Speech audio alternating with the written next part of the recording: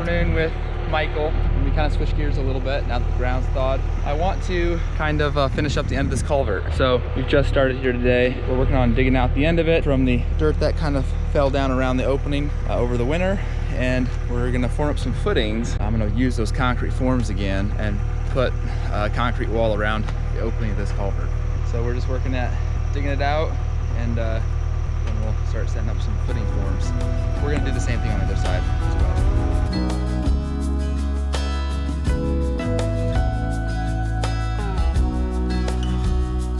All right, so we kind of dug away around the edge of the culvert, and we're gonna use a laser transit level to set the forms, but that's out of batteries, and so it's not that much we're doing, so we'll just use a regular 4 or 6 foot level to do it.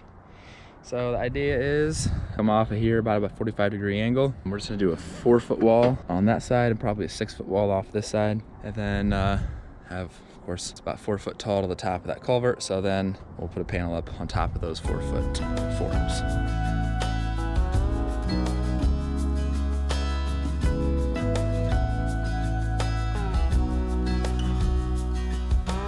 We have the footings formed up on both sides.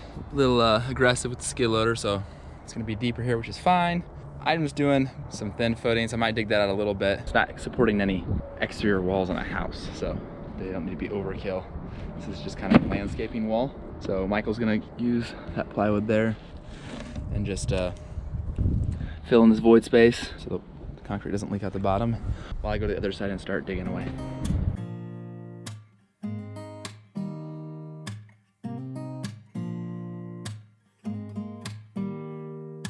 All right, so here I am. I've got 2 4-foot long footings formed up here, and this one's 6 inches higher than that one. I just wanted to get down to the virgin soil. This tree might cause problems down the road as far as the roots lifting and heaving, but we don't plan on keeping this tree here forever, so just until we get some other trees planted, so maybe a couple of years. Time to pull that rebar off and cut it to the correct length.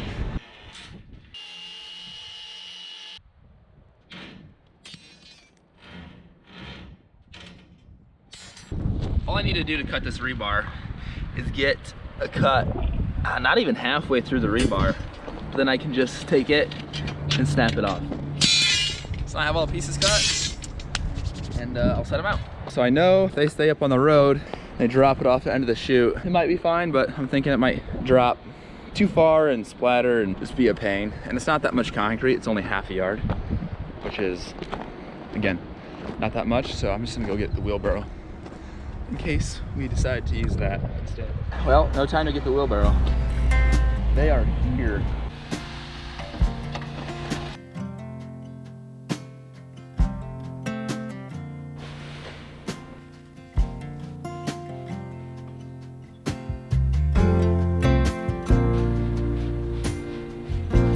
Because this has calcium in it, it's gonna dry pretty quick.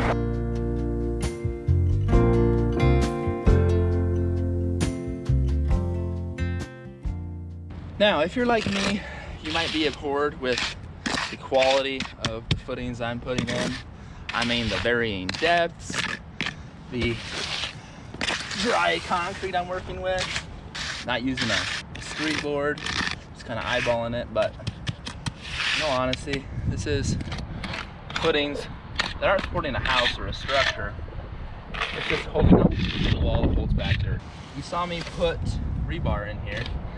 And actually, rebar, the reason why it's rust colored initially, but the reason why it doesn't rust out in concrete is because it doesn't have oxygen. It can't get oxygen, and rusting can't happen without oxidation. So you want in the bottom third of the footing, but not on the bottom of the footing, up against that dirt, because then moisture can get to it and it could potentially rust out. The reason why I'm putting rebar in this, like I said, I'm not holding a structure or anything like that, but if the footing cracks at all, which this isn't a frost footing, it's just sitting on top of virgin soil, so that soil will move with frost and thaw and things of that nature, because all dirt does above the frost line.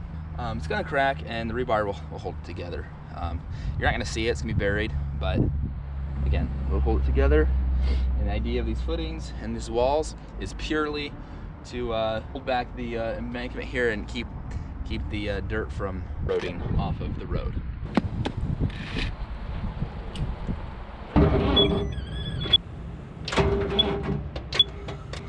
This has been a constant struggle. I have replaced batteries, I have replaced battery cables, battery terminals, and every time I think I get it working, it stops working. So, oh boy. I think I might have jumper cables.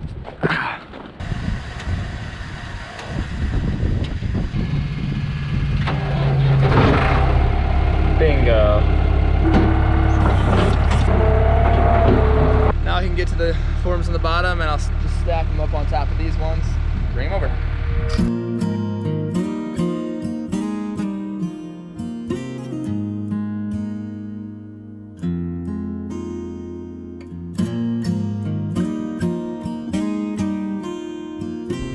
So we got the first outside form set here. Concrete's only going to go up in this one about maybe midpoint. So we got to put rebar in now and block up the ends. So there'll be an open end here I need to block up, a block there, block on the bottom, block down, block that end.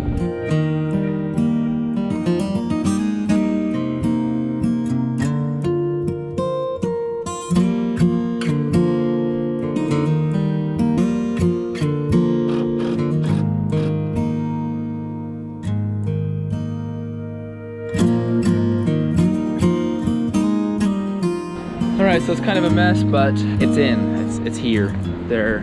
We straightened them, put the nails along the bottom, leveled them, braced them. I'm gonna go over to the other side and start putting those ones together.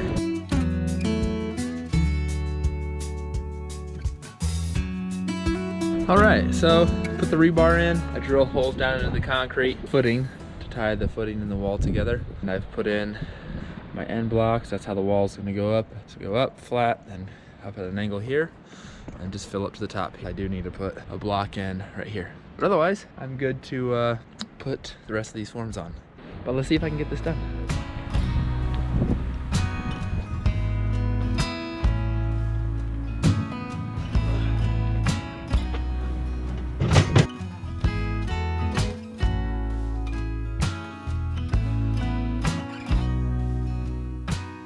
Good morning. So I'm here today, starting later in the day. It's about 10:30 almost.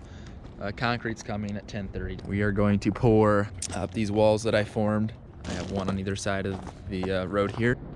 It's a later start in the day because of the errands I needed to run. That included buying some specialty, it's called off the ridge or off the wall vent, exhaust vent for roofing material.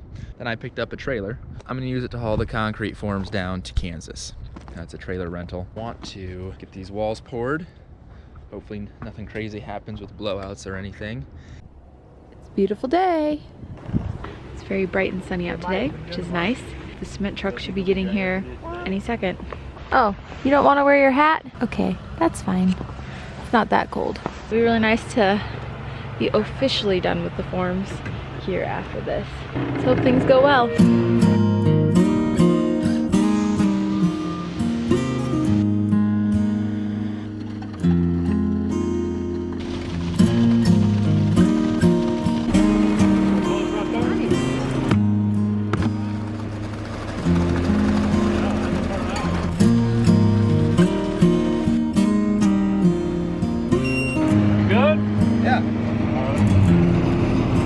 Well, that concludes today's pour. Would you say it went well, Joe?